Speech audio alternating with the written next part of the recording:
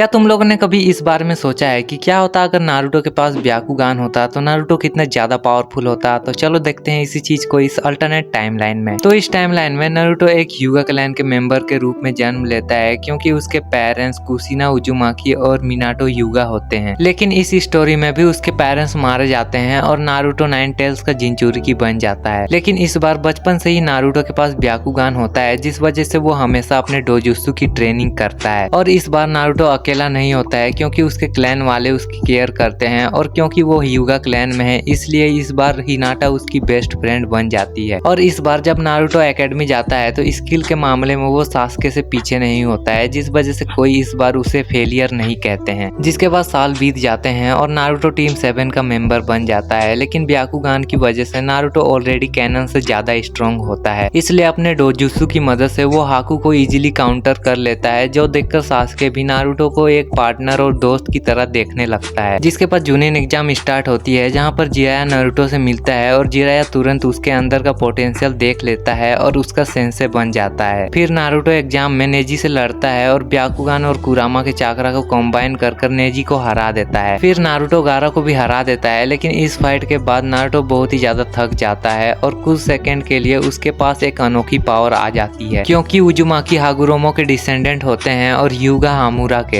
इसलिए नारुतो ने हागुरोमो और हामुरा दोनों के चाकरास को कंबाइन कर दिया था जिस वजह से उसने ओसुसुकी के चाकरा को क्रिएट कर लिया था। और इस वजह से नारुतो ने एक नए डोजुत्सु जोगान को अवेक कर लिया था। लेकिन नारुतो खुद ये नहीं समझ पाता और वो इस डोजुत्सु को अपनी मर्जी से एक्टिवेट भी नहीं कर पाता। जिसके बाद वक्त बीतता है और ओरिजिनल की ही तरह सास्के कोनोहा छोड़ देता है। लेकिन नारुतो उसका पीछा करता है और उससे फाइट करता है और ब्याकुगान की वजह से इस स्टोरी में नारुतो सास्के से जीत जाता है और अपने प्रॉमिस के मुताबिक नारुतो सास्के को कोनोहा वापस ले आता है। लेकिन खुद नारुतो को विलेज छोड़कर जाना पड़ता है क्योंकि आकासुकी के मेंबर्स उसे पकड़ना चाहते हैं। इस वजह से वो जिराया के साथ 3 साल की ट्रेनिंग करता है। लेकिन कैनन की तरह ही उसकी स्ट्रेंथ ज्यादा नहीं बढ़ती, सिर्फ वो ब्याकुगान को ही मास्टर कर पाता है जबकि जोगान को एक्टिवेट करना अभी भी उसके बस में नहीं होता है। लेकिन सास्के 3 साल तक ककाशी के साथ ट्रेनिंग करता है और आनबू हमेशा उसके ऊपर नजर रखते हैं ताकि वो भाग ना जाए। और क्योंकि ककाशी एक अच्छा सेंसे होता है इसलिए सास्के का लेवल कैनन जैसा ही रहता है। जिसके बाद टीम 7 फिर से रियूनाइट होते हैं और सास्के के साथ मिलकर नारुतो देदारा और सासोरी को हरा देता है। फिर वो काकुजो और हिडान को भी मार देता है। उसके बाद वक्त बीतता है और सास्के फिर से कोनोहा छोड़ देता है और वो इटाची को ढूंढता है फिर उससे फाइट करता है जहाँ पर सास्के की स्टोरी ओरिजिनल जैसी ही चलती है और इस समय तक जिराया की भी मौत हो जाती है। और इसलिए नारुतो सेज मोड सीखने के लिए माउंट मेगोकू चला जाता है। लेकिन दूसरी तरफ पेन कोनोहा को डिस्ट्रॉय कर देता है। लेकिन नारुतो आता है और पेन को हरा देता है। जिसके बाद ओबिटो कोनन को मार देता है और रिनेगान ले लेता है। फिर वो सास्के के बजाय ओरोचिमारू और काबुटो के साथ अलायंस बनाता है और वॉर शुरू करता है। लेकिन ओरिजिनल की ही तरह इटाची और सास्के एक हो जाते हैं और ओरोचिमारू और काबुटो को हरा देते हैं। फिर सास्के नारुतो की हेल्प करने के लिए रश करता है और दूसरी तरफ नारुतो ओबिटो और एडो माद्रा से लड़ रहा होता है। लेकिन क्योंकि ओरोचिमारू हार चुका होता है इसलिए कोई भी चारों होकागेस को रिजुरेक्ट नहीं कर पाता और इस वजह से ओबिटो और माद्रा जीत जाते हैं और नारुतो और सास्के दोनों हार जाते हैं। लेकिन माद्रा ओबिटो के दिल पे लगे सील को यूज करके उसे धोखा दे देता है और जबरदस्ती उसके थ्रू दोबारा जिंदा हो जाता है और फिर वो 10 टेल्स का जिंचुरिकी बन जाता है। लेकिन माइट गाय अपने 8 इनर गेट्स का यूज करता है और माद्रा से फाइट करता है और इस वक्त तक हागुरोमो नारुतो और सास्के को अपनी पावर्स दे देता है और इस वजह से नारुतो का जोगान दोबारा एक्टिवेट हो जाता है और ये देखकर हागुरोमो उसे इस डोजुत्सु के बारे में समझाता है। और इस स्टोरी में नारुतो को जोगान एक यूनिक डायमेंशन का एक्सेस देता है और इसे यूज कर वो किसी भी डायमेंशन को मैनिपुलेट कर सकता है। और अगर सिंपल भाषा में मैं तुम लोगों को कहूँ तो अपनी डायमेंशन में नारुतो ऑलमाइटी गॉड बन जाता है। लेकिन इस दौरान तक जेत्सु कागुया को दोबारा जिंदा कर देता है। लेकिन नई शक्तियों के होने से नारुतो और सास्के उसे दोबारा सील कर देते हैं। फिर साल गुजरता है और नारुतो होकागे बन जाता है और उसी दौरान तक मोमोशिकी और किशिकी अर्थ पर आते हैं। लेकिन नारुतो उन्हें अपने डायमेंशन में खींच लेता है और उन्हें बहुत ही आसानी से मार देता है। फिर वो इशिकी के साथ भी वही करता है जिसके बाद वो दुनिया में आने वाले खतरों से लड़ने के लिए हमेशा तैयार रहता है। और इसी के साथ ये स्टोरी यहीं पर खत्म होती है। अब तुम लोग मुझे बताओ कि तुम्हें ये वीडियो कैसी लगी। अगर पसंद आई हो तो एक लाइक और सब्सक्राइब जरूर से कर देना और नए वीडियोस के लिए कुछ आइडियाज भी कमेंट में जरूर से बता देना। तो मिलते हैं किसी और वीडियो में।